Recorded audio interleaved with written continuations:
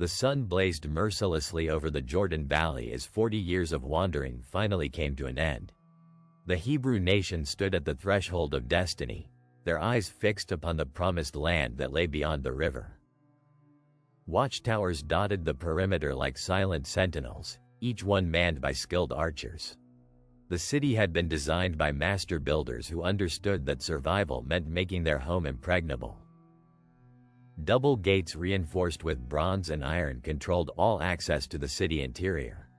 Even the greatest siege engines of the age would struggle to make a dent in these formidable defenses. Within these walls lived merchants, craftsmen, and warriors who had grown comfortable in their security. They had reason to be confident, for no army had ever successfully stormed the walls of Jericho. But the God of Israel had plans that transcended human understanding and conventional warfare. The Almighty would use methods that no military academy had ever taught or imagined. Joshua received his orders not from war councils or strategic advisors, but from the commander of the heavenly host. The divine strategy would confound both friend and foe in the days to come. March around the city once each day for 6 days, came the strange command from above. On the 7th day, circle it 7 times while the priests blow their trumpets. No battering rams, no siege towers, no conventional assault tactics would be employed in this campaign. Instead, the Hebrew army would follow a pattern that seemed to mock every principle of military science. The generals exchanged puzzled glances, but Joshua's authority was absolute and his faith unwavering. If the Almighty commanded them to march in circles, then circles they would march. Meanwhile, intelligence gathering had already begun through the most unlikely of sources and methods. 2 Hebrew spies had infiltrated the city under cover of darkness several days earlier. They moved through Jericho's narrow streets like shadows, gathering information about troop movements and defenses. Their mission was vital to understanding the enemy's capabilities and weaknesses. For 4 decades they had wandered through scorching deserts and barren wastelands. Now the time had come to claim what had been promised to their forefathers since the days of Abraham. Providence led them to the house of Rahab, a woman whose profession placed her at the crossroads of information. Her establishment was frequented by merchants, soldiers, and travelers from across the region. Rahab had heard the stories of Hebrew victories in the wilderness and the fate of kingdoms that opposed them.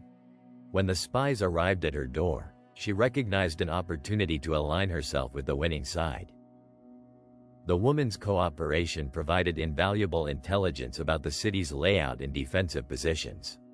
More importantly, she revealed the psychological state of Jericho's inhabitants and their growing fear. News of Hebrew conquests had preceded their arrival, spreading through Canaan like wildfire across dry grass. The destruction of Sihon and Og had sent shockwaves throughout the region. Every caravan brought fresh tales of the Hebrew war machine and their unstoppable advance. The stories grew more terrifying with each telling, as fear amplified reality into nightmare. The inhabitants of Jericho tried to maintain their composure, but terror had already taken root in their hearts. They had heard how entire armies vanished before the Hebrew advance. Psychological warfare was as potent as any physical weapon in the ancient world. The mere reputation of an army could sometimes win battles before a single sword was drawn. The people of Jericho whispered fearfully in their marketplaces about the God who fought for Israel. They spoke of plagues in Egypt and the sea that parted to let the Hebrews pass. When the Hebrew army finally appeared on the horizon, the city gates slammed shut with finality. But the walls that had once symbolized security now felt more like the bars of a prison. The siege began not with the crash of catapults or the thunder of charging cavalry, but with something far more unsettling. The Hebrew army simply began to walk slowly around the city perimeter. The land of Canaan stretched before them like a patchwork of fortified cities and warring kingdoms. Each settlement was a fortress in its own right, defended by warriors who had never known defeat on their home soil. Led by armed warriors, followed by 7 priests carrying ram's horns, the procession moved with deliberate precision. Behind them marched the Ark of the Covenant, carried by the Levites. The rear guard completed the formation, their weapons gleaming in the sunlight like a river of bronze and steel. This was unlike any military maneuver the defenders had ever witnessed. For 6 days this strange ritual continued, each morning bringing the same methodical circumnavigation. The psychological impact on the defenders was far more devastating than any conventional attack. The inhabitants of Jericho watched from their walls with growing unease and bewilderment. What manner of warfare was this that made no attempt to breach their defenses? Some mocked the Hebrew tactics, calling them the actions of madmen or cowards. But others recognized something far more ominous in the disciplined precision of the daily marches. The silence was perhaps the most unnerving aspect of the Hebrew strategy during those first 6 days. No war cries, no taunts, no demands for surrender broke the oppressive quiet. Only the measured tread of thousands of feet and the occasional blast of ram's horns marked their passage. This was warfare reduced to its most primal and terrifying essence. On the 7th day, the Hebrew army rose before dawn and began their final ritual. 7 times they would circle the city, and with the 7th circuit would come the moment of truth. The priests raised their ram's horns to their lips as the 7th circuit neared completion.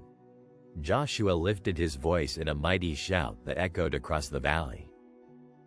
At his signal, every Hebrew warrior added their voice to create a sound like the roar of thunder. The very air seemed to vibrate with the collective fury of 40,000 voices. The 13th century before Christ was an age of bronze and blood, where city-states ruled with iron fists. The Canaanites had built their civilization on the ruins of countless conquered peoples. And then, as if responding to that primal scream of conquest, the massive walls of Jericho began to tremble. Stones that had stood for centuries started to shift and crack. The impossible happened as the walls collapsed inward with a sound like the world breaking apart. Dust and debris filled the air as the pride of Jericho crumbled into ruins. Archaeological evidence suggests that some catastrophic event did indeed level the walls of ancient Jericho. Whether earthquake, internal sabotage, or divine intervention, the city's defenses fell in a single moment. The Hebrew warriors poured through the breaches like a flood of vengeance and righteous anger. No quarter was given in accordance with the divine command for total destruction. This was harem, the concept of devoted destruction that left no survivors among the enemy. It was warfare at its most absolute, where entire populations were erased from existence. The fury of the Hebrew army was unleashed with devastating efficiency and merciless precision. They moved through the city like the angel of death, leaving nothing but silence in their wake. Only Rahab and her family were spared, hidden away in safety as promised by the spies. Their faith in the Hebrew God had purchased their lives when all others perished. The treasures of Jericho were dedicated to the Lord, except for the forbidden spoils that would later bring calamity. Victory had been achieved, but at the cost of absolute obedience to divine commands. Joshua emerged from this campaign as one of history's greatest military commanders and spiritual leaders. His willingness to follow unconventional orders had secured an impossible victory. The fall of Jericho sent shockwaves throughout Canaan that would ease future conquests significantly. No other city could feel secure when the impossible had already been accomplished. But the Hebrews were no ordinary nomadic tribe seeking new pastures for their flocks. They carried with them the promise of the Almighty and the fury of a people destined for greatness. The conquest became a symbol of triumph over insurmountable odds that would inspire warriors for millennia. When conventional wisdom said defeat was certain, faith had proven victorious. From ancient battlefields to modern conflicts, the story of Jericho represents the power of absolute conviction. It reminds us that the greatest victories often come through the most unexpected methods. The walls of Jericho fell not through human engineering but through divine intervention and unwavering obedience. Sometimes the most powerful weapon in any arsenal is simply the courage to trust and obey. If this epic tale of ancient warfare and divine intervention has captured your imagination, make sure to subscribe to our channel for more incredible stories from history. Hit that like button and share this video with anyone who loves tales of courage, faith, and victory against impossible odds.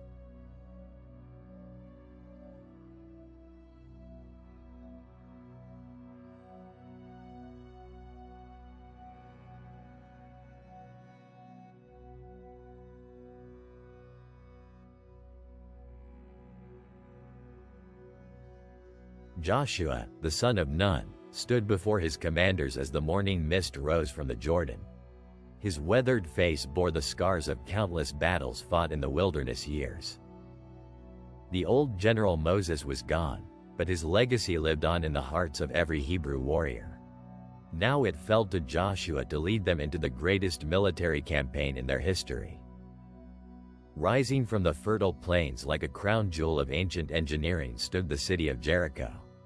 Its massive walls seemed to scrape the very heavens, a testament to centuries of military architecture.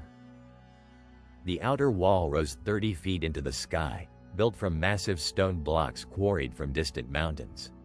Behind it, an inner wall provided a second line of defense that had never been breached.